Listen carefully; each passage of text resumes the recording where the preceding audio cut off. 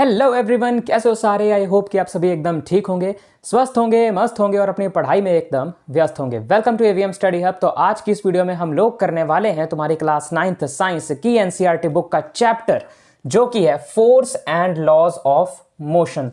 तो चलो ज्यादा टाइम वेस्ट नहीं करते हैं, सीधा शुरू करते हैं इस चैप्टर को। और आज की इस एक ही वीडियो में हम इस चैप्टर को बहुत ही डिटेल में खत्म करने वाले हैं। हर एक इंपॉर्टेंट कॉन्सेप्ट, हर एक इंपॉर्टेंट फॉर्मूला, हर एक इंपॉर्टेंट डेरिवेशन, इस चैप्टर के जितने भी इंपॉर्टेंट डेफिनेशंस वगैरह हैं, कुछ टर्म्स हैं, सब कुछ इसी वीडियो में डिस्कस हो जाएंगे। तो चलो शुरू करते हैं। सबसे पहले हम करते हैं इस चैप्टर की इंट्रोडक्शन वाले पार्ट को। अब देखो यार, कोई भी ऑब्जेक्ट जब मूव कर रहा होता है, ऑब्जेक्ट यानी मैं एक इंसान ऑब्जेक्ट हूं, यहां पर हमारे आसपास में जितनी भी चीजें हैं ऑब्जेक्ट हैं। फुटबॉल ऑब्जेक्ट है, क्रिकेट ऑब्जेक्ट है, मतलब क्रिकेट वाली बॉल, क्रिकेट वाला बैट, ये सब ऑब्जेक्ट है। आसपास में जो भी चीजें तुम्हें दिखती हैं वो सब ऑब्जेक्ट ही तो हैं। और समझ लो कि कोई भी ऑब्जेक्ट अगर मूव कर रहा है तो उसे स्टॉप करने के लिए हमें उस पर फोर्स लगानी पड़ती है। जैसे कोई अगर फुटबॉल को किक मारेगा तो अब फुटबॉल जब मूव करी जा रही है तो उसे रोकने के लिए भी तो उस पर फोर्स ही लगानी पड़ेगी। उसे रोकने के लिए भी तो उस पर आगे से फिर से उस पर जोर लगाना पड़ेगा, या तो हाथ से रोकनी पड़ेगी या तो पैर से रोकनी पड़ेगी। और जब हम किसी चीज को या किसी ऑब्जेक्ट को मूव करते हुए जोर लगा के रोकते हैं, या फिर चाहे थोड़ा सा ही जोर लगाया हो पर जोर लगा के रोकते हैं, तो हम कहते हैं कि हमने उस पर फोर्स लगाई। यानी कि ऑब्जेक्ट अगर मूव कर रहा हो तो उसे स्टॉप करने के लिए उस पर फोर्स लगानी पड़ती है। अगर ऑब्जेक्ट रेस्ट पर हो, अगर ऑब्जेक्ट रुका हुआ है, तो उसे मूव करने के लिए, उसे हिलाने के लिए भी उस पर फोर्स लगानी पड़ती है। क्लियर है ये तो। और हम जो फोर्स लगाते हैं वो किस किस तरह से लगा सकते हैं, या तो किसी को पुश करके, या तो किसी को पुश करके, किसी भी ऑब्जेक्ट को पुश करके, उसे धक्का मार के, या तो उसे पुल करके, या तो उसे अपनी तरफ खींच के। अब तुम कई बार मॉल में जाते होगे या कई ऐसी जगह पे जाते होंगे जहां पर वो थोड़ा मॉडर्न तरीके की जगह होती है, जहां दरवाजे के बाहर लिखा होता है पुश करो या पुल करो। और फिर जब तुम कई बार पुश करने की जगह पुल कर देते हो या पुल करने की जगह पुश कर देते हो तो उस टाइम पर दरवाजा खुलता नहीं है, और फिर तुम आसपास देखते हो कि किसी ने मेरी इस गलती को देख तो नहीं लिया। चलो, पुश कर सकते हैं, पुल कर सकते हैं किसी भी चीज को फोर्स लगाते समय, या फिर उसे हिट कर सकते हैं, उसे मार सकते हैं। ये तो हो गया पहला पार्ट चैप्टर का जो कि है इंट्रोडक्शन। अब हम करेंगे आगे, जो कि जिसमें हम पढ़ेंगे बैलेंस्ड एंड अनबैलेंस्ड फोर्सेस के बारे में। हमने इंट्रोडक्शन को डिस्कस किया, अब करेंगे बैलेंस्ड एंड अनबैलेंस्ड फोर्सेस को डिस्कस कि होती क्या है ये। सबसे पहले पढ़ते हैं कि जो बैलेंस्ड फोर्सेस हैं, जो बैलेंस्ड फोर्स है, ये कौन सी होती है। सबसे पहले मैं एग्जांपल के जरिए तुम्हें इस फोर्स के बारे में बताऊंगा कि ये क्या होती है, फिर हम इसकी डेफिनेशन समझेंगे। ठीक है, सबसे पहले मैं यहां पर एक एग्जांपल बनाऊंगा और ध्यान से देखना उसे। समझ लो, मेरे पास एक डब्बा है, एक वुड का बॉक्स है, वुडन बॉक्स है, एक डब्बा है, मैंने रख दिया वो यहां पे। और ये जो डब्बा है मैंने इसको रखा एक टेबल के ऊपर, ये मैंने बना दिया सुंदर सुंदर टेबल। अब टेबल की जो लातें हैं वो बड़ी अजीब सी लग रही होंगी, पर समझ लो कि ये बहुत सुंदर टेबल है क्योंकि इसे मैंने बनाया है।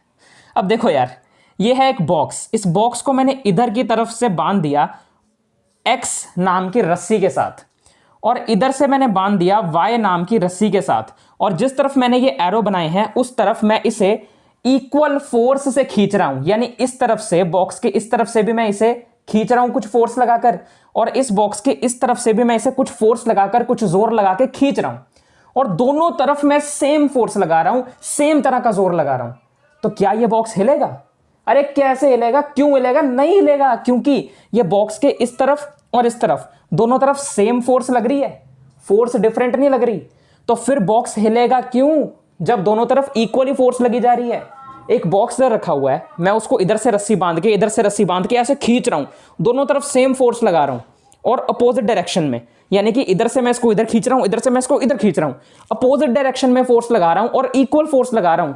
तो क्या ये जो बॉक्स है ये अपनी जगह से हिलेगा, मूव करेगा, मोशन में आएगा? अरे नहीं आएगा। इसका मतलब ये जो फोर्सेस लग रही हैं किसी भी चीज के, किसी भी ऑब्जेक्ट के दोनों तरफ अपोजिट डायरेक्शन में, but equal in magnitude, value में बराबर, तो वो होती हैं बैलेंस्ड फोर्सेस। ठीक है, अब डेफिनेशन देखते हैं। When equal forces acting on an object in opposite directions from both the sides, जब इक्वल फोर्सेस लग रही होती हैं किसी भी एक ऑब्जेक्ट पर अपोजिट डायरेक्शंस में दोनों साइड्स से, so that these forces cancel one another and position of the object remains unchanged. यानी कि मैंने एक फोर्स ये लगाई, दूसरी फोर्स ये लगाई, और ये दोनों फोर्स जो हैं क्योंकि अपोजिट डायरेक्शन में लग रही हैं और इक्वल इन मैग्नीट्यूड हैं, वैल्यू इनकी बराबर है, तो ये एक दूसरे को कैंसल कर दे रही हैं। इस वजह से वहां पर हमारी जो रिजल्टेंट या नेट फोर्स हो जाती है, जो टोटल फोर्स हो जाती है, वो जीरो ही हो जाती है। क्योंकि समझ लो यहां पर -1 है और दूसरी तरफ +1 है, तो -1 और +1 आपस में कट के क्या आएगा? जीरो ना, क्योंकि ये दोनों बराबर हैं, बस साइन अपोजिट हैं। वैसे ही फोर्स है, जैसे एक तरफ फोर्स लग रही है इस तरफ, एक तरफ फोर्स लग रही है इस तरफ, दोनों तरफ फोर्सेस बराबर हैं, मैग्नीट्यूड बराबर है, बस साइन यानी डायरेक्शन अपोजिट है। तो ये जो फोर्सेस है वो आपस में एक दूसरे को कैंसिल कर देती हैं और जो ऑब्जेक्ट की पोजीशन है वो अनचेंज्ड रहती है, वो चेंज नहीं होती है। तो ये अनबैलेंस्ड फोर्सेस हैं और ये रही उसकी एग्जांपल, ये रही उसकी डेफिनेशन। आगे बढ़ते हैं और करते हैं, अब हम अनबैलेंस्ड फोर्स को पढ़ते हैं। ठीक, चलो, अनबैलेंस्ड फोर्स कौन सी होती है? बैलेंस्ड का बिल्कुल उल्टा। यानी कि अब इसी तरह से समझ लो कि अगर मैंने एक बॉक्स ले लिया, इस तरफ मैं फोर्स लगा रहा हूं थोड़ी सी ज्यादा और इस तरफ कोई और बंदा खड़ा है जो फोर्स लगा रहा है थोड़ी सी कम, तो यहां पर वो कम फोर्स लगा रहा है और मैं ज्यादा लगा रहा हूं, तो फिर जो बॉक्स है वो मेरी तरफ खींचा चला आएगा ना, क्योंकि मैं ज्यादा फोर्स लगा रहा हूं। एक तरफ फोर्स ज्यादा, एक तरफ फोर्स कम, जिस तरफ फोर्स ज्यादा लग रही है उस तरफ ही तो बॉक्स खींचा चला जाएगा ना। यानी कि इस बार जो फोर्सेस है वो बैलेंस्ड नहीं है, तो यानी कि वो क्या हुई? अनबैलेंस्ड हुई। यानी कि इसकी जो इस बार रिजल्टेंट फोर्स आई वो जीरो नहीं रही। यहां पर रिजल्टेंट फोर्स कितनी थी? जीरो। क्यों? क्योंकि दोनों तरफ फोर्स लग रही थी बराबर और एक दूसरे को कैंसिल कर रही थी। पर यहां पर फोर्स बराबर नहीं है, एक दूसरे को कैंसिल नहीं कर रही है। इसका मतलब जो इस बार रिजल्टेंट फोर्स आएगी किसी भी बॉडी पर या ऑब्जेक्ट पर लगने वाली, वो बराबर नहीं होगी जीरो के। When the resultant force acting on a body is not equal to zero. Okay, और एक और चीज, ये जो बैलेंस्ड फोर्सेस होती है ना, ये ऑब्जेक्ट को यूनिफॉर्म मोशन में रखने के लिए काम आती है। फॉर एग्जाम्पल, जैसे यहां पर अभी ऑब्जेक्ट जो है वो बिल्कुल रेस्ट पे था और जब दोनों तरफ बराबर फोर्सेस लगी तो ये रेस्ट पर ही रहा। पर अगर कोई ऑब्जेक्ट मूव कर रहा होगा, अगर कोई ऑब्जेक्ट जो है वो मूव कर रहा होगा, उस टाइम पर अगर वहां पर उसके दोनों तरफ से बैलेंस्ड फोर्सेस उस पर लग रही होंगी, तो फिर वो मूव ही करता रहेगा, रुकेगा नहीं, और वो मूव करेगा यूनिफॉर्म मोशन के साथ। यूनिफॉर्म मोशन के साथ। अगर ये नीचे तो मैं दिख नहीं रहा तो मैं तुम्हें बता देता हूं, ये मैंने लिखा क्या है कि अगर ऑब्जेक्ट मूव करेगा, बैलेंस्ड फोर्सेस उस पर लग रही होंगी, तो वो जो मूव करेगा वो यूनिफॉर्म मोशन के साथ में मूव करेगा। मैं एक बार कैमरा में देख लेता हूं कि ये दिख रहा है या नहीं। दिख रहा है। यूनिफॉर्म का एम थोड़ा सा कट गया बस, बाकी ये तो तुम्हें पता चल ही जाएगा। इतना क्लियर है कि कोई भी ऑब्जेक्ट अगर मूव कर रहा होगा ऑलरेडी, उस मूव करते हुए ऑब्जेक्ट पर हम बैलेंस्ड फोर्सेस लगाते हैं तो वो यूनिफॉर्म मोशन में मूव करता रहेगा। अगर मैं किसी ऐसे ऑब्जेक्ट पर अनबैलेंस्ड फोर्स लगाऊं जो मूव कर रहा है, तो वो ऑब्जेक्ट जो है वो एक्सीलरेट करने लग जाएगा। अब यार देखो, या तो ऑब्जेक्ट रेस्ट पर है या तो मूव कर रहा है। अगर उस पर अनबैलेंस्ड फोर्स लगनी है तो वो अपनी जितनी भी स्पीड पे मूव कर रहा है या रेस्ट पर है, वो तो वेलोसिटी या स्पीड तो बढ़ने ही वाली है ना। और वेलोसिटी का बढ़ना, स्पीड का बढ़ना क्या होता है? एक्सेलरेशन होता है। अगर तुम्हें यह नहीं पता था तो चैप्टर नंबर 7 यानी इससे पिछला चैप्टर जो है दैट इज मोशन, वो मैं वन शॉट में करवा चुका हूं और उसमें हमने इस एक्सेलरेशन, वेलोसिटी, स्पीड वगैरह को बहुत डिटेल में डिस्कस किया है, तो जाके उस वीडियो को भी एक बार देख लेना। आगे बढ़ते हैं और अब हमें फ्रिक्शन के कॉन्सेप्ट को पढ़ना होगा। फ्रिक्शन क्या होता है? सर इतना सा क्यों चढ़ रहा है आपको? अरे यार मैं ना भाग भाग के आया हूं तुम्हें पढ़ाने के लिए, क्योंकि मैं जरा एक काम कर रहा था किसी मतलब मैं क्या करूंगा, मैं बता ही देता हूं ना। मैं कॉलेज में था तो कॉलेज से यहां से भाग भाग के फटाफट आया हूं कि यार लेक्चर बनाना है, मेरे को लेक्चर तैयार करना है, अपने प्यारे प्यारे बच्चों को पढ़ाना है मेरे को। आगे बढ़ते हैं। फ्रिक्शन, फ्रिक्शन के बारे में पढ़ते हैं। फ्रिक्शन होती है एक अपोजिंग फोर्स जो कि जनरली मेनली हम देखते हैं कि ग्राउंड जो है वो बाकी चीजों पर लगाता है। जैसे कि अगर मैं ग्राउंड पे चल रहा होता हूं या ग्राउंड पे कोई भी चीज चल रही होती है, कोई फुटबॉल ही रोल कर रही है मानो, तो तुमने नोट किया होगा अगर फुटबॉल को कोई किक मारेगा एक खुले से ग्राउंड में, तो फुटबॉल बहुत दूर तक चली तो जाएगी पर एक पॉइंट, एक जगह ऐसी जरूर आएगी जहां पर जाके वो रुक जाएगी। अब हमें पता है कि किसी भी मूव कर रहे ऑब्जेक्ट को रोकने के लिए उस पर फोर्स लगानी पड़ती है, पर वहां पर तो फुटबॉल पर किसी ने फोर्स ही नहीं लगाई, तो वो कैसे दूर जाके रुक गई? अरे उस पर फोर्स लगी है, और उस पर फोर्स लगाई है ग्राउंड ने, और ग्राउंड ने जो फोर्स उस पर लगाई है वो है फ्रिक्शनल फोर्स, फ्रिक्शन वाली फोर्स। आया समझ? ग्राउंड पर हम जब चल रहे होते हैं ना, तो हम खुद तो आगे चल रहे होते हैं, पर हम ग्राउंड पर पीछे की तरफ फोर्स लगा रहे होते हैं, क्योंकि ग्राउंड हमें अपोज कर रही होती है। नहीं समझा है? मैं समझाता हूं, थोड़ा और आसान करने की कोशिश करता हूं। देखो, ये जो फ्रिक्शन फोर्स है ना, ये ग्राउंड पर होती है, और ग्राउंड पर हम जो भी चीज कर रहे होते हैं फोर्स लगाकर, ये फ्रिक्शन फोर्स उसका उल्टा करती है। अब आएगा समझ में, ध्यान से सुनना। जैसे अगर मैंने फुटबॉल को किक मारी, फुटबॉल की फोर्स आगे की तरफ जा रही है। जैसे यहां पर मैंने एक फुटबॉल ली, मैंने क्या किया, इस पर किक मारी। ये क्या ऐसी किक है सर? हाँ ठीक है, कोई बात नहीं। ऐसे मैंने किक मारी, तो अब ये जो फुटबॉल है ये आगे की तरफ जाने लग गई। अब नीचे है हमारे पास ये हमारा ग्राउंड, ठीक है, और इस ग्राउंड के ऊपर जो है यहां पर होती है हमारे पास में फ्रिक्शन वाली फोर्स। यानी कि अगर मैंने इस पर फोर्स लगाई और उस फोर्स की वजह से ये जो है फॉरवर्ड डायरेक्शन में चला गया, यानी कि सीधा चला गया, तो ये जो फ्रिक्शन फोर्स है ना, ये बॉल की इस फॉरवर्ड जाने वाली फोर्स को उल्टा करेगी, उसको अपोज करेगी, उसको रोकने की कोशिश करेगी। यानी कि जो फ्रिक्शन फोर्स है ये बैकवर्ड लगेगी, पीछे की तरफ लगेगी, और इस बॉल को धीरे धीरे करते करते रोक देगी। आया समझ में?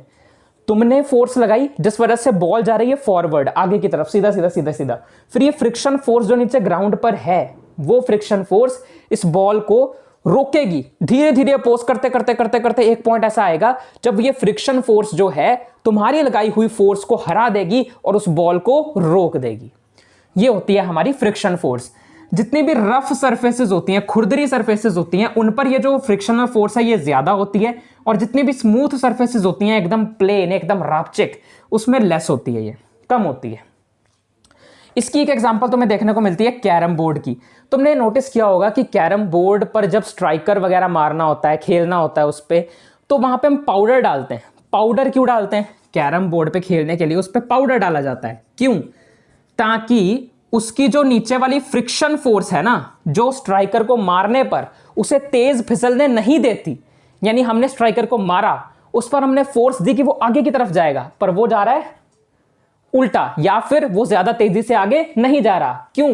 क्योंकि उसके नीचे वाली जो फ्रिक्शन फोर्स है वो उसे आगे जाने ही नहीं दे रही है।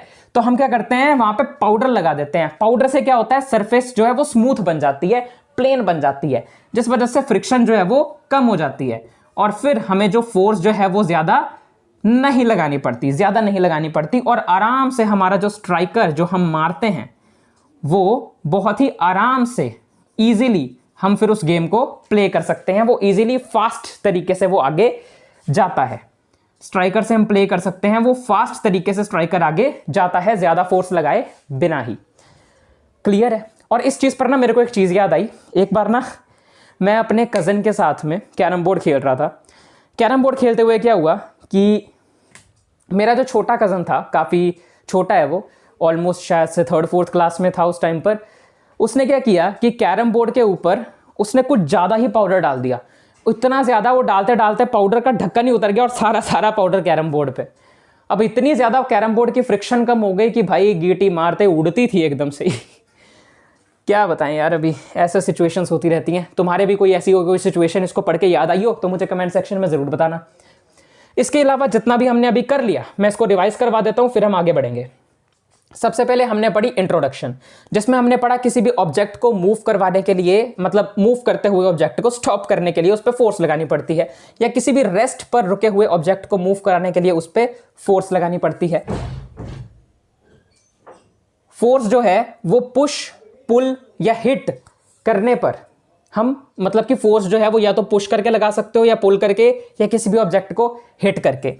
आगे बैलेंस्ड एंड अनबैलेंस्ड फोर्सेस के बारे में हमने पढ़ना है। बैलेंस्ड फोर्सेस क्या होती हैं? When equal forces acting on an object in opposite direction from both the sides so that these forces cancel one another and position of the object remains unchanged.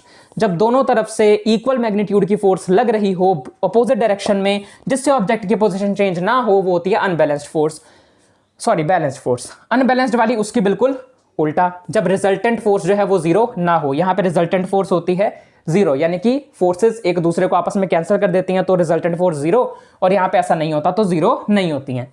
यहां पर यूनिफॉर्म मोशन में object को रखने के लिए ऐसा होता है जब वो मूव कर रहा हो, और इसमें ऑब्जेक्ट को एक्सेलरेट करने के लिए फोर्सेस का यूज किया जाता है।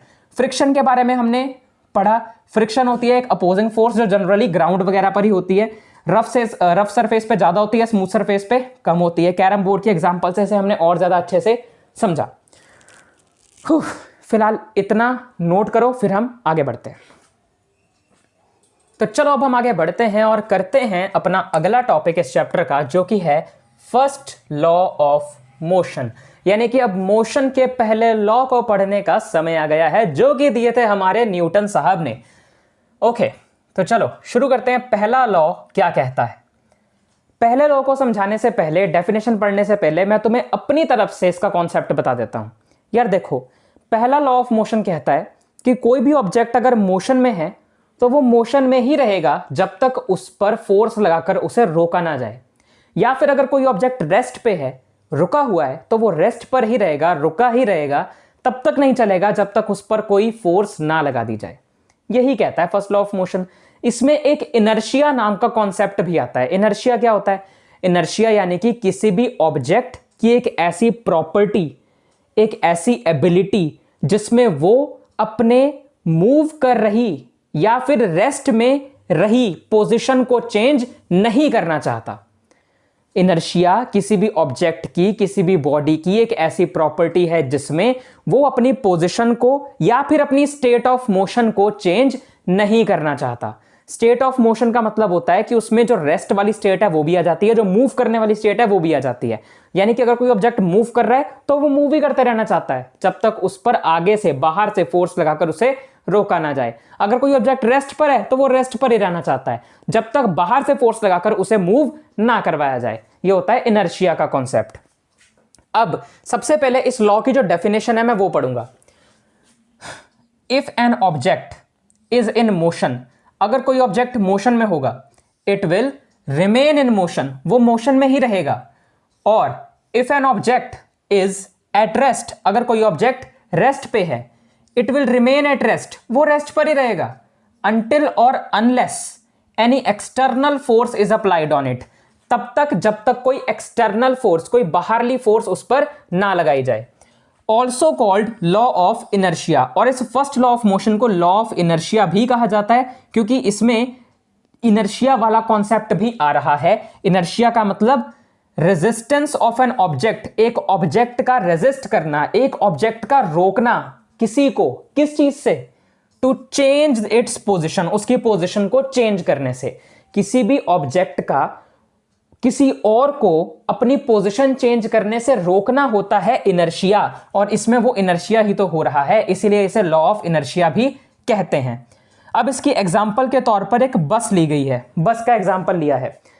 समझ लो कि एक बस है, वो एक्सिलरेट होनी शुरू हुई। जब बस जो है, तुम बस में बैठे हो, एकदम से वो चलनी शुरू हो गई।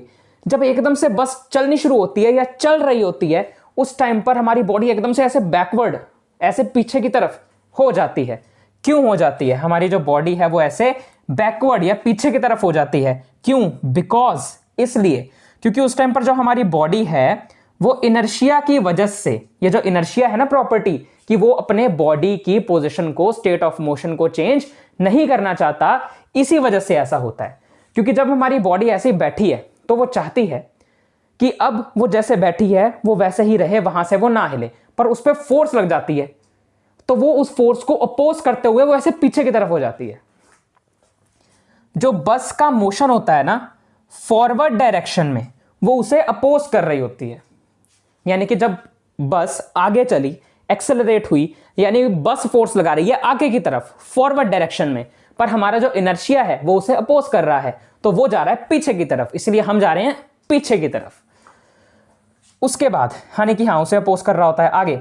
व्हेन ब्रेक्स आर अप्लाइड जब ब्रेक्स लगाई जाती हैं। अब बस चल रही है, चलते चलते चलते बस एकदम से रुक गई, तो उस टाइम पर क्या होता है, जैसे ब्रेक लगती है कार में या बस में,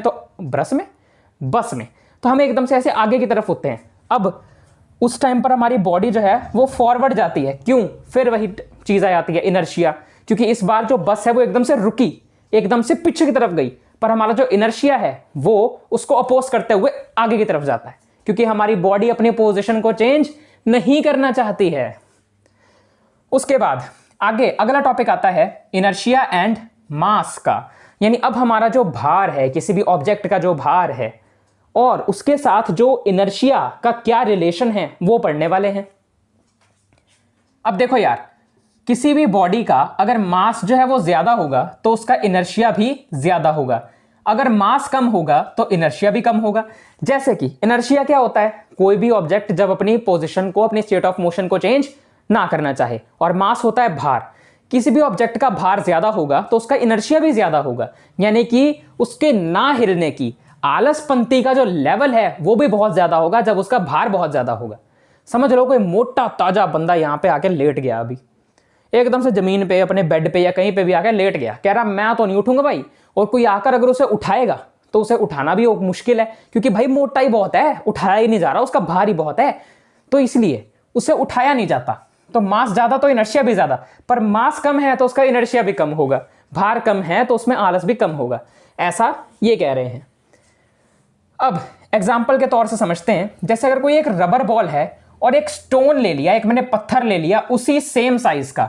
अगर मैं एक रबर की बॉल ले लूं और उसी साइज का एक पत्थर ले लूं, तो दोनों में से जो पत्थर है उसका इनर्शिया ज्यादा होगा, उसके ना हिलने की जो कैपेबिलिटी है, ना हिलने की जो एबिलिटी है, अपनी पोजीशन चेंज ना करने की जो एबिलिटी है, जो इनर्शिया है, वो ज्यादा होगा स्टोन का रबर बॉल के मुकाबले, क्योंकि स्टोन जो है वो इससे भारी होता है। बाइसिकल और ट्रेन में से किसकी होगी? ट्रेन का इनर्शिया ज्यादा होगा, इसमें स्टोन का इनर्शिया ज्यादा होगा। 5 रुपए का सिक्का और 1 रुपए कॉइन, 5 रुपए कॉइन और 1 रुपए कॉइन में से किसका ज्यादा होगा? 5 रुपए कॉइन का ज्यादा होगा। उसके बाद अगली चीज हम पढ़ते हैं सेकंड लॉ ऑफ मोशन को। ठीक है, अब यहां पर जितनी भी चीजें लिखी है ना, इसमें कहीं पर भी सेकंड लॉ ऑफ मोशन की फिलहाल डेफिनेशन नहीं है और ना ही फॉर्मूला है। ये जितनी भी चीजें लिखी हैं, ये अगर तुम नहीं समझोगे पहले, तो बाद में सेकंड लॉ ऑफ मोशन की जो डेफिनेशन है वो नहीं समझ पाओगे। इसीलिए सेकंड लॉ ऑफ मोशन की डेफिनेशन, उसका मैथमेटिकल फॉर्मूला देखने से पहले ये चीजें जाननी जरूरी है। तो पहले हम ये जानते हैं। अब देखो यार, सेकंड लॉ ऑफ मोशन में क्या होता है कि कोई भी ऑब्जेक्ट को एक्सेलरेट करवाने के लिए ग्रेटर वेलोसिटी के साथ हमें ग्रेटर फोर्स की जरूरत होती है, और कोई भी फोर्स उस ऑब्जेक्ट पे कितनी लगानी है यह डिपेंड करता है कि उस ऑब्जेक्ट का मास कितना है, उस ऑब्जेक्ट का भार कितना है। किसी भी ऑब्जेक्ट को तेज चलवाने के लिए, तेज एक्सेलरेट करवाने के लिए हमें उसकी वेलोसिटी को तेज करना पड़ेगा। वेलोसिटी तेज करवाने के लिए, किसी ऑब्जेक्ट को एक्सेलरेट करवाने के लिए हमें फोर्स भी उस पर ज्यादा लगानी पड़ेगी, और फोर्स उस पर कितनी लगेगी, किस तरह से लगेगी, यह डिपेंड करेगा कि उसका मास कितना है, उसका भार कितना है। अगर कोई ऑब्जेक्ट का भार ज्यादा है तो उस पर जो फोर्स है वो भी ज्यादा लगानी पड़ेगी ताकि उसकी एक्सेलरेशन हो जाए, उसकी वेलोसिटी तेज हो जाए। अगर भार कम है तो हमें फोर्स भी उस हिसाब से थोड़ी कम लगानी पड़ेगी जिससे वो एक्सेलरेट हो या उसकी वेलोसिटी ज्यादा हो। और एक ऐसी क्वांटिटी, एक ऐसी टर्म, एक ऐसी चीज जो किसी भी ऑब्जेक्ट के मास एंड वेलोसिटी को कंबाइन करके जोड़ के बनी है, उसका नाम है मोमेंटम। मोमेंटम जिसका सिंबल होता है छोटा वाला p। और इस मोमेंटम का जो फॉर्मूला है वो क्या होगा? यही है, मास और वेलोसिटी को मिलके बना है, तो p is equal to m into v। ये हमारा मोमेंटम का फॉर्मूला, जहां पे p है मोमेंटम, m है मास ऑफ एन ऑब्जेक्ट और v है वेलोसिटी ऑफ दैट ऑब्जेक्ट। इसकी एसआई यूनिट क्या होगी? इसकी एसआई यूनिट होती है, जो m है वो मास है, मास की एसआई यूनिट कितनी होती है? kg। वेलोसिटी की एसआई यूनिट कितनी होती है? मीटर पर सेकंड, तो इसकी यूनिट हो गई kg मीटर पर सेकंड। उसके बाद ये जो हमारा मोमेंटम है p, इसकी कुछ ना कुछ डायरेक्शन भी होती है एंड इसकी कुछ ना कुछ मैग्नीट्यूड भी होती है, यानी इसका कुछ ना कुछ वैल्यू भी होती है। तो ये एक वेक्टर क्वांटिटी है। ऐसी क्वांटिटीज जिनकी डायरेक्शन और मैग्नीट्यूड दोनों होती हैं, डायरेक्शन या कुछ ना कुछ वैल्यू दोनों होती हैं, तो वो एक वेक्टर क्वांटिटी होती है। अगर सिर्फ मैग्नीट्यूड होता तो ये एक स्केलर क्वांटिटी होती। जैसे कि स्पीड एक स्केलर क्वांटिटी है क्योंकि उसकी कोई डायरेक्शन नहीं, बट वेलोसिटी वेक्टर क्वांटिटी है क्योंकि वेलोसिटी की दोनों है, डायरेक्शन भी और मैग्नीट्यूड भी। अब ये जितनी भी चीजें हमने पढ़ी हैं, इसके जरिए अब मैं तुम्हें सेकंड लॉ ऑफ मोशन का कॉन्सेप्ट बताऊंगा और फिर हम उसकी डेफिनेशन देखेंगे और उसके बाद हम उसका मैथमेटिकल फॉर्मूला डिराइव करना देखेंगे कि वो कैसे आता है, और वो फॉर्मूला है F = ma। हम अभी देखेंगे, टेंशन मत लो। फिलहाल जितना भी कर लिया उसको मैं एक बार पढ़ा देता हूं। सबसे पहले हमने किया फर्स्ट लॉ ऑफ मोशन, उसकी हमने डेफिनेशन देखी। हमने देखा कि इसे लॉ ऑफ इनर्शिया भी कहा जाता है, यानी कि अगर कोई ऑब्जेक्ट मूव कर रहा है तो मूव करता रहेगा, रुका है तो रुका रहेगा जब तक उस पर बाहर से कोई फोर्स ना लगाई जाए। इनर्शिया क्या होता है? किसी भी ऑब्जेक्ट का अपनी स्टेट ऑफ मोशन को चेंज करने के लिए रोकना या रेजिस्ट करना। बस की एग्जांपल देके इसको और अच्छे से समझा। इनर्शिया एंड मास में देखा, मास ज्यादा तो इनर्शिया भी ज्यादा, मास कम तो इनर्शिया भी कम। कुछ एग्जांपल जैसे और अच्छे से समझा। सेकंड लॉ ऑफ मोशन को पढ़ने के लिए जितनी चीजें इंपॉर्टेंट है, मोमेंटम का कॉन्सेप्ट, उसका फॉर्मूला, उसकी एसआई यूनिट, वो वेक्टर क्वांटिटी है, और जितनी भी तमाम चीजें हैं वो सब हमने यहाँ पे करी। अब हम करेंगे सेकंड लॉ ऑफ मोशन का फॉर्मूला और उसकी डेफिनेशन। चलो नोट करो इतना। चलो अब हम आगे बढ़ते हैं और करते हैं सेकंड लॉ ऑफ मोशन की डेफिनेशन और उसकी मैथमेटिकल फॉर्मूलेशन या फिर डेरिवेशन। ठीक है, तो सबसे पहले सेकंड लॉ ऑफ मोशन जो हम पढ़ रहे थे उसी को कंटिन्यू करते हैं। यार देखो, सबसे पहले डेफिनेशन बताने से पहले इसका जो कॉन्सेप्ट है मैं तुम्हें वो बताऊंगा। देखो, कोई भी ऑब्जेक्ट टाइम के बढ़ने के साथ साथ जब उस पर अनबैलेंस्ड फोर्स लग रही होती है फोर्स की डायरेक्शन में, यानी कि ध्यान से सुनो, मुझे पता है यहां पर समझने में थोड़ी दिक्कत होगी पर समझने की कोशिश करो, ध्यान से सुनो। किसी भी ऑब्जेक्ट पर जब टाइम के बढ़ने के साथ साथ में या विद टाइम अनबैलेंस्ड फोर्स उस पर बढ़ रही होगी, या फिर उस पर जो हम फोर्स लगा रहे हैं उसे एक्सेलरेट करने के लिए वो बढ़ रही होगी, और वो फोर्स जो हम उस पर लगा रहे हैं वो उसी फोर्स की डायरेक्शन में, यानी एक ही डायरेक्शन में लगती चली जाएगी फोर्स, ताकि वो तेज और तेज होता चला जाए ऑब्जेक्ट मूव करते हुए, और ये यानी कि इंक्रीज करेगा, और उसकी वजह से जो मोमेंटम है वो भी इंक्रीज करेगा। यानी कि हम टाइम के साथ साथ मोमेंटम को इंक्रीज कर सकते हैं उस पर बाहर से एक्सटर्नल अनबैलेंस्ड फोर्स लगाकर। आया समझ? किसी भी ऑब्जेक्ट के मूव करते हुए हम उसके मोमेंटम को चेंज कर सकते हैं टाइम के साथ साथ उस पर बाहर से अनबैलेंस्ड फोर्स अप्लाई करके। अब इसकी जो प्रॉपर डेफिनेशन है वो सुनो। The second law states that, second law ये कहता है कि the rate of change of momentum, rate of change of का मतलब जहां पर भी ये रेट ऑफ आ जाए इसका मतलब ये है कि टाइम के रिस्पेक्ट में, टाइम के साथ साथ ये चेंज हो रहा है। Rate of change of momentum, momentum का टाइम के साथ साथ में चेंज होना ऑफ एन ऑब्जेक्ट, एक ऑब्जेक्ट का, is proportional to the applied unbalanced force in the direction of force. ये डायरेक्टली प्रोपोर्शनल है उस अनबैलेंस्ड फोर्स के जो उसी फोर्स की डायरेक्शन में लग रही है। ये है इसकी प्रॉपर डेफिनेशन। सर प्रोपोर्शनल होने का मतलब क्या होता है? यार देखो, अगर दो चीजें आपस में प्रोपोर्शनल होती है ना, इसका मतलब ये है कि अगर ये बढ़ेगी तो ये भी बढ़ेगी। जैसे कि अगर यहां पर मैंने कह दिया कि कोई भी चीज ए है, ये प्रोपोर्शनल है चीज बी के, अगर मैं ए को बढ़ाऊंगा तो ये बी भी बढ़ेगा, अगर मैं ए को घटाऊंगा तो ये बी भी घटेगा। इसका मतलब होता है प्रोपोर्शनल होना। ठीक है, अब ये तो चलो ऐसे ही समझाने के लिए था, इसे मैं यहां से इरेज कर देता हूं। हम अपने टॉपिक पर रहते हैं। यहां पर इतना क्लियर है, डेफिनेशन क्लियर हो गई है, आगे बढ़े। अब हम करेंगे इसका mathematical formulation of second law of motion. ये जो सेकंड लॉ ऑफ मोशन हमने पढ़ा, अब इसको मैथमेटिकली कैसे लिखा जाएगा, इसका फॉर्मूला क्या होगा, इसे डिराइव कैसे करना है, वो हम अभी देखने वाले हैं। उसके लिए सबसे पहले कुछ लाइनें जिससे इसकी एक सिचुएशन बन जाए फॉर्मूला बनाने के लिए। सपोज, सोचो कि कोई एक ऑब्जेक्ट है जिसका मास है स्मॉल m, कोई एक ऑब्जेक्ट है जिसका मास है m, और वो स्ट्रेट लाइन के अलोंग सीधा सीधा मूव कर रहा है, और उसकी इनिशियल वेलोसिटी है u, उसकी इनिशियल वेलोसिटी है u। अब इनिशियल वेलोसिटी क्या होती है, फाइनल वेलोसिटी क्या होती है, एक्सेलरेशन क्या होती है, स्पीड क्या होती है, ये सब हम मोशन वाले चैप्टर में, इससे पिछला जो चैप्टर है उसमें पढ़ चुके हैं और उसकी भी वन शॉट वीडियो में बना चुका हूं, नहीं पढ़ा तो जाके देख लो। उसकी इनिशियल वेलोसिटी u है और वो टाइम t में वो ऑब्जेक्ट जो है वो t मूव कर रहा है, या फिर उस टाइम t पर उस पर वो जो फोर्स लग रही है F, और फोर्स लगने पर वो मूव करना शुरू कर देता है और फिर यूनिफॉर्मली एक्सेलरेट करने लग जाता है, यानी कि उसकी एक्सेलरेशन जो है वो टाइम के साथ साथ में यूनिफॉर्मली बढ़ने लग जाती है और उसकी वेलोसिटी हो जाती है v। तो इतना पता चल गया, एक ऑब्जेक्ट लिया जिसका मास है m, उस पर इनिशियल वेलोसिटी u थी, टाइम के बढ़ने के साथ साथ में उसमें फोर्स F लगी जिससे वो यूनिफॉर्मली एक्सेलरेट होने लगा विद वेलोसिटी v। ठीक है, अब मैं निकालूंगा इसका फॉर्मूला। फॉर्मूले में सबसे पहले जब मैंने उस पर फोर्स लगाई वो एक्सेलरेट होना शुरू हुआ तो क्या होगा, टाइम के साथ साथ उसका मोमेंटम चेंज होगा, यानी कि अब सबसे पहले मैं यहां पे लिखूंगा चेंज इन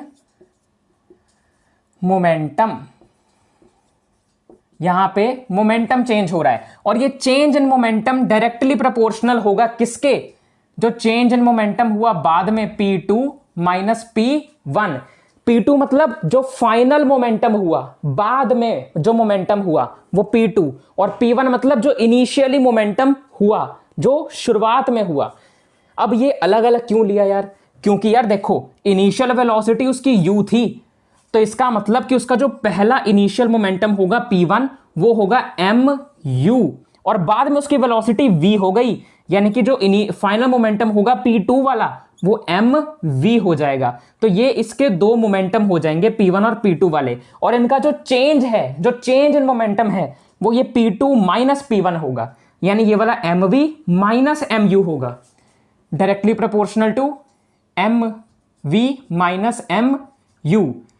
अगला स्टेप, अब क्या करेंगे, यहां पे mv और mu दोनों में ही m आ रहा है, mm, तो यहां पे m में ले लूंगा कॉमन, अंदर कितना बच जाएगा, यहां से m तो कॉमन ले लिया, v बच गया तो v minus as it is, m common ले लिया, ये u बचा u, m into v minus u।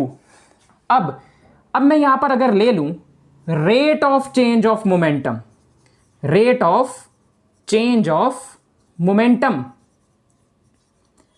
अब अगर तुम्हें याद हो तो मैंने तुम्हें थोड़ी देर पहले बताया था कि अगर किसी भी चीज में ये रेट ऑफ शब्द आ जाए, इसका मतलब इसमें टाइम के विद रिस्पेक्ट टू बात हो रही है, यानी यहां पर ये जो फॉर्मूला बना चेंज इन मोमेंटम का, जब यहां रेट ऑफ लग गया तो इसमें टी, टाइम जो टी है वो डिवाइड हो जाएगा, तो directly proportional to m into v minus u upon में टाइम, यानी कि टी।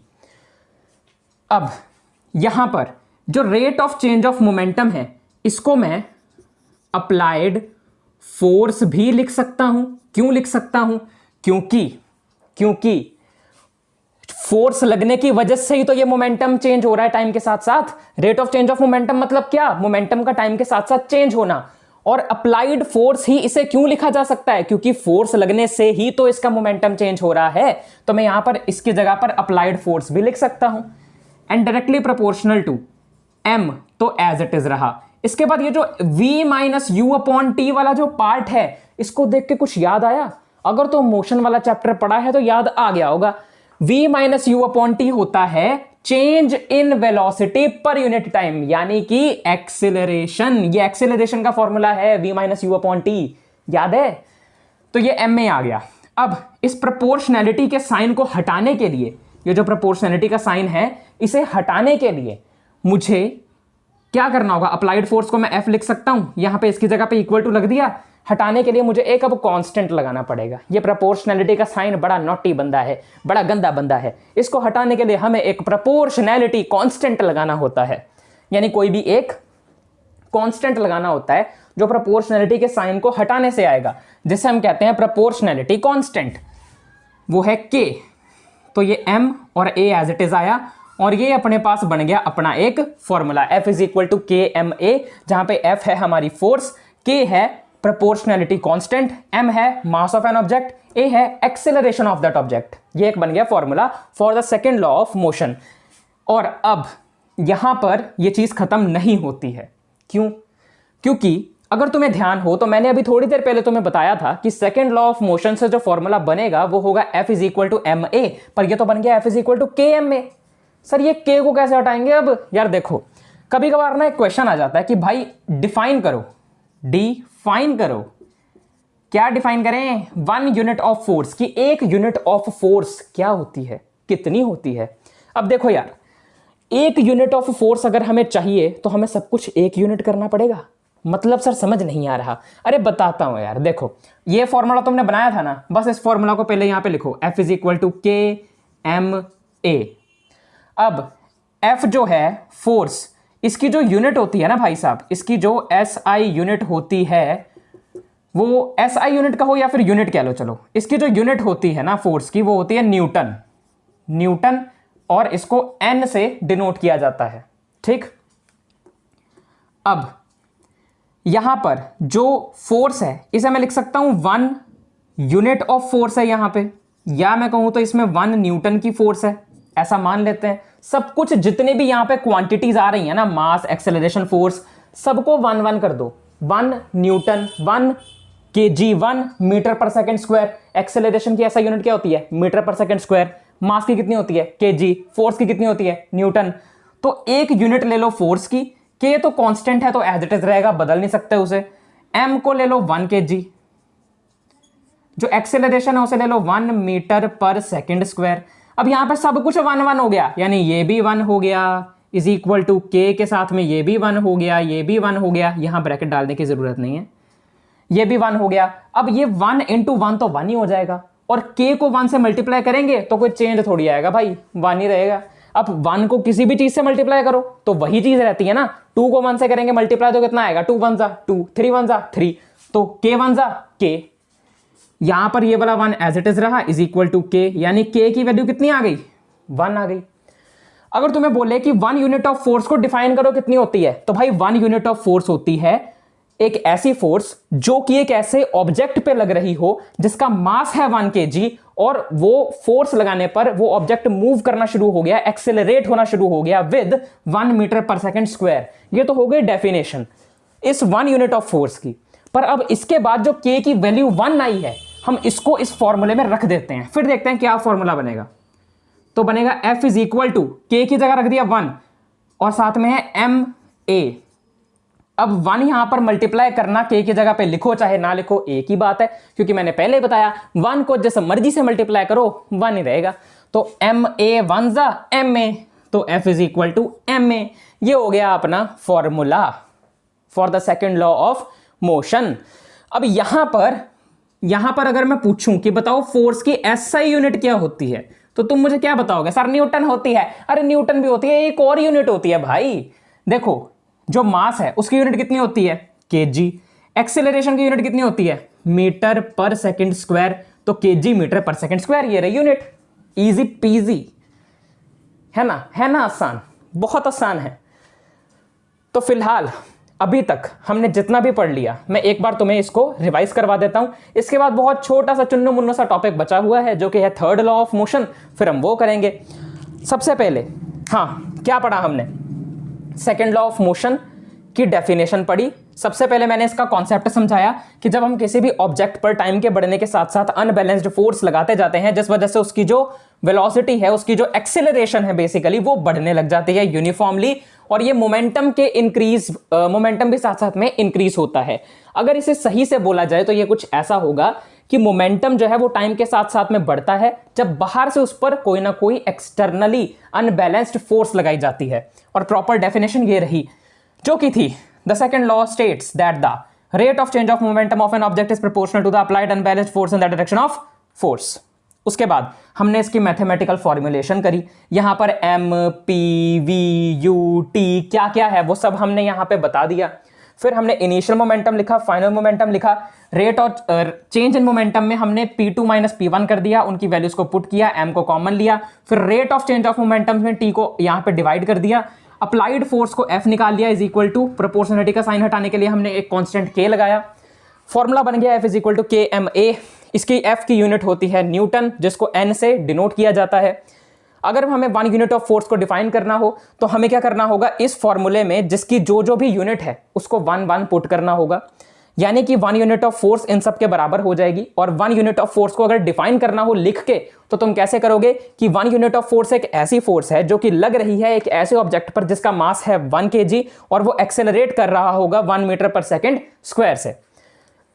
और यहां पर यानी कि ये 1 हो गया, ये भी 1 हो गई, ये भी 1 हो गई, यहां से k की वैल्यू कितनी आ गई, 1 आ गई। अब k की वैल्यू 1 अगर मैंने इस फॉर्मूला में पुट कर दी तो यहां F इज इक्वल टू आ जाएगा ma, और यहां पर से फिर फोर्स की यूनिट भी आ जाएगी मेरे पास SI यूनिट जो कि होगी kg मीटर पर सेकेंड स्क्वायर। ठीक है, फोर्स की यूनिट होती है न्यूटन और SI यूनिट स्पेसिफिकली बोला जाए तो वो ये होती है kg मीटर पर सेकेंड स्क्वायर।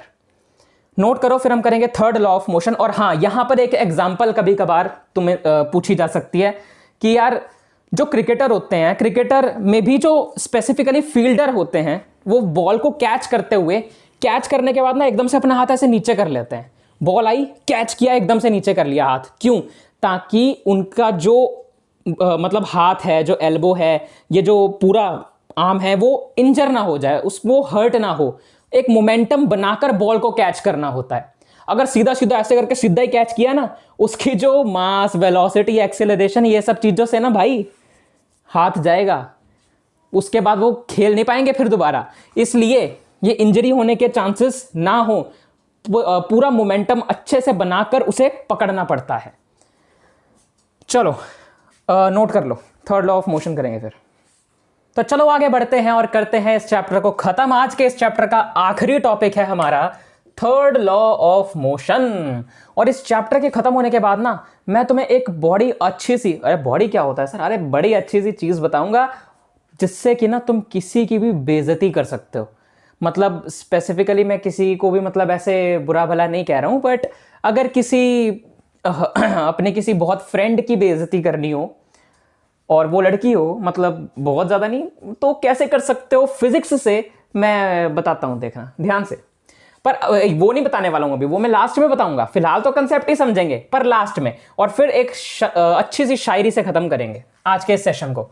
फिलहाल थर्ड लॉ ऑफ मोशन क्या होता है? For every action there is an equal and opposite reaction. हर एक एक्शन का इक्वल और ऑपोजिट रिएक्शन होता है। मतलब क्या होता है सर, बताता हूं। देखो यार, अगर तुमने अपने किसी दोस्त को जोर से रख के चपेट मारी और उसने आगे से तुम्हें भी उतनी ही फोर्स से, उतनी ही जोर से रख के उसी गाल पे चपेट मारी, मतलब कि तुमने उसके गाल पे मारी है और तुमने जिस गाल पे मारी उसने भी तुम्हें उसी गाल पे जोर से चपेट मारी, इसे कहते हैं इक्वल एंड अपोजिट रिएक्शन। मतलब तुमने उसको एक एक्शन दिया, उसने तुम्हें रिएक्शन दिया। मतलब ये इसमें आएगा नहीं है, मैं सिर्फ, ये तो हंसी की बात हो गई। कहने का मतलब ये है कि तुम जब किसी भी चीज पे फोर्स लगाते हो ना, तो वही चीज तुम पर भी उतनी ही फोर्स लगाती है। ये होती है इक्वल एंड अपोजिट फोर्स, या फिर एक्शन रिएक्शन पेयर वाली फोर्सेस। और ये जो फोर्सेस होती है ना, ये डिफरेंट ऑब्जेक्ट्स पर रखती है जिन दोनों का मास आपस में डिफरेंट हो सकता है। फॉर एग्जाम्पल, जैसे कि एक फुटबॉल प्लेयर है, उसने क्या किया, एक फुटबॉल को किक किया, एक फुटबॉल को लात मारी, तो होगा क्या कि जो फुटबॉल है, तुम्हें ऐसा लगा होगा कि फुटबॉल जो है वो आगे की तरफ गई, पर उस फुटबॉल ने, जो फुटबॉल प्लेयर है, उस पर कोई फोर्स नहीं लगाई। ये तुम्हारी गलतफहमी है। जब एक फुटबॉल प्लेयर ने फुटबॉल को लात मारी ना, तो वो फुटबॉल ने भी उस फुटबॉल प्लेयर पे उतनी ही फोर्स लगाई जितनी उस फुटबॉल प्लेयर ने फुटबॉल पे लगाई थी। वो जो फुटबॉल प्लेयर है, समझ लो चंटू। फुटबॉल प्लेयर को ना हम एक नाम दे देते हैं, अपना चंटू भाई आ गया यहां पे। अब चंटू कहेगा सर मुझे तंगी करते रहते हो, यहां पे भी ले आए हो। अरे यार देख, चंटू को ना मैंने एक फुटबॉल पकड़ाई, उसने क्या किया, इस फुटबॉल को लात मारी। सर ये लात कैसे बचती है? अरे ये लो लात मारी, तो ये ऐसे फुटबॉल आगे गई, आगे गई, आगे गई। अब तुम्हें लगा होगा कि फुटबॉल पे चंटू ने फोर्स लगाई है, पर फुटबॉल ने चंटू पे फोर्स कुछ नहीं लगाई।